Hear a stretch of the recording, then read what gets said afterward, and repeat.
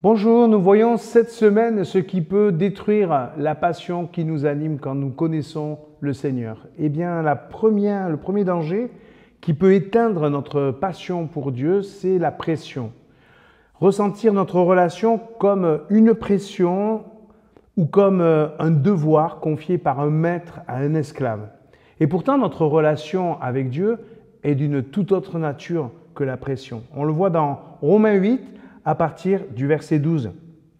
Ainsi donc, frères et sœurs, nous avons des obligations, mais non envers la faiblesse humaine, pour vivre selon sa logique. Car si vous vivez selon cette logique, vous allez mourir. Mais si par l'Esprit Saint, vous faites mourir le comportement de votre être égoïste, vous allez vivre. Toutes les personnes qui sont conduites par l'Esprit de Dieu sont les enfants de Dieu. Car l'esprit que vous avez reçu n'est pas un esprit qui vous rende esclave et qui vous remplisse encore de peur, mais c'est l'Esprit Saint qui fait de vous les enfants de Dieu et qui nous permet de crier à Dieu « Abba, Père ». Ce qui me passionne dans ma vie de disciple, c'est la place que le Seigneur m'a donnée dans son cœur et dans son royaume. Je m'explique. J'ai 3 filles. Et quand elle m'appelle papa, c'est vraiment un lien fort et spécifique. C'est de ce lien dont Paul nous parle. Il précise cela au verset 15. L'Esprit Saint nous permet de crier papa. Quand Dieu me demande quelque chose, ou quand je demande quelque chose à Dieu, il peut compter sur moi et je peux compter sur lui. Parce que je suis passionné par sa présence et qu'il aime aussi la mienne.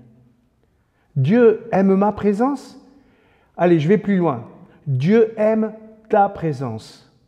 Une présence que tu lui donnes quand tu viens au culte le dimanche, quand à ton petit déjeuner, tu prends la parole de Dieu et que tu commences à l'ouvrir et à la méditer. Tu entends ses promesses, tu entends sa présence, tu reçois sa présence. Peut-être même tu fais juste silence devant lui.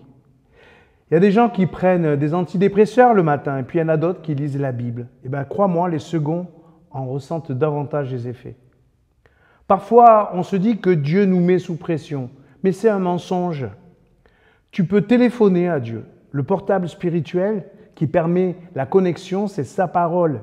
Dedans, il y a ses promesses, il y a sa présence et finalement, la puissance qu'il te donne pour la journée. Tous ces mots commencent par un P, comme papa. Oui, tu es un enfant légitime. Et ce lien que tu as avec lui peut déclencher en toi la passion.